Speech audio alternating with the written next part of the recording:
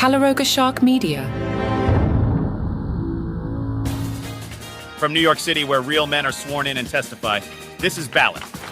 Today, Stormy's back on the stand, Trump's falling asleep, and Kristi Noem jokes are still the rage. Let's hit this. Stephen Colbert joked, but this was not her first rodeo, and they would have known that if they'd seen her movie My Third Rodeo.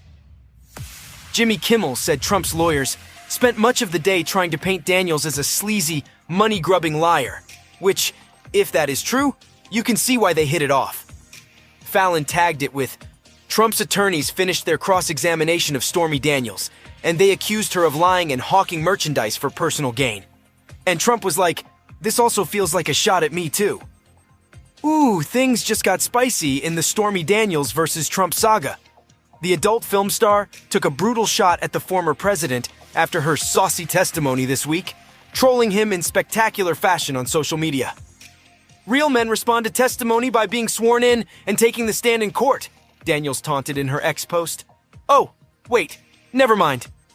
Damn, throwing down the gauntlet by questioning Trump's manhood and essentially calling him too cowardly to take the witness stand himself. The zinger came after Team Trump spent days complaining bitterly about Daniels' risque courtroom revelations regarding their alleged 2006 liaison. His lawyers tried and failed to get a mistrial declared based on her salacious testimony being too prejudicial. They also pushed unsuccessfully to get the gag order amended so Trump could personally clap back at Daniels' claims without risk of being held in contempt. You know, because the former president is just so renowned for his calm, measured rebuttals. Instead, it was Daniels gleefully twisting the knife, overtly baiting Trump to quit hiding behind his legal team's skirts, and finally confront her under oath, mano a mano, calling his bluff in the most deliciously shady way possible. And let's be real. We all know Trump's chances of actually taking the stand are roughly equivalent to him admitting the hush money payoffs were a scumbag move. That is zero. The man is terrified of any scenario where he's not fully in control of the narrative. We're talking about a guy who couldn't even bring himself to testify at his own impeachment trials. So the likelihood of him subjecting himself to Daniels' legal team for a rigorous cross on the most tawdry, embarrassing chapter of his personal history? Laughable at best.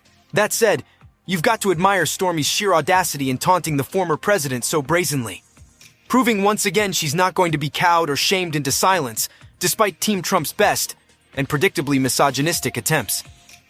In the battle of the tell-all memoir versus long-standing non-disclosure agreements, it's looking more and more like Daniels is the one boasting the, stamina to go the full distance. Truly a legal and PR circus for the ages. Nikki Haley, who dropped out of the race, still did around 20% in the Indiana primary. Stephen Colbert joked, wow, that's got a sting for Trump. That's like a boss telling you, sorry, we're passing you over for the promotion and giving it to Mark. May he rest in peace. Jimmy Kimmel added, Nikki Haley disappeared at the beginning of March, and she still took home over 20% of the vote, which means that either a large chunk of Indiana voters are not planning to vote for Trump, or Mike Pence voted 128,000 times. Meanwhile, apparently RFK Jr. has a dead worm in his brain. Seth Meyers said, this explains everything, and nothing.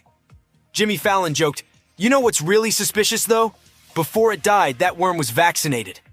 Jordan Klepper with the simple schoolyard joke, cause of death, starvation.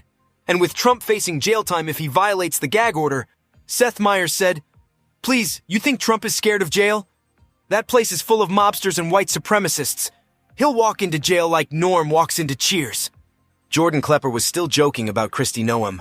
I'm not a political expert, but if I had to give a politician advice, I would say the top thing is not to shoot your puppy. The second top thing would be to not write about shooting your puppy. And Jimmy Kimmel adds, I really love that she thinks she still has a shot. I mean, she had a shot, she used it on her dog. Jordan Klepper feels bad for the goat. What did the goat do? It sounds like she saw it and was like, well, I can't leave any witnesses. Trump had fallen asleep in court again. Seth Meyers said, can you imagine going back in time and telling yourself 10 years ago that an ex-president who staged a coup to stay in power would fall asleep multiple times, and at one point reportedly even pass gas during his criminal trial, not for waging the coup, which is a different trial that we might not even get to, but for paying hush money to a porn star to stop her from telling the world about his weirdly shaped penis. and it wouldn't be the biggest headline in the newspaper every single day. You'd be like, no way. I'm gonna tell everyone about this on my favorite well-functioning website, Twitter. Seth Meyers talked about Trump saying he'd only accept the results of the 2024 election if it's honest, and joked, dude, if everything was honest, the only results you'd have to accept would be the results of the prison talent show. Parts of today's show were made with the help of AI. I'll be back tomorrow with a Saturday episode with a bunch of RFK stuff. There just wasn't time to get to this week. If you'd like this podcast without commercial interruption, open up the show on the Apple Podcasts app and become a subscriber.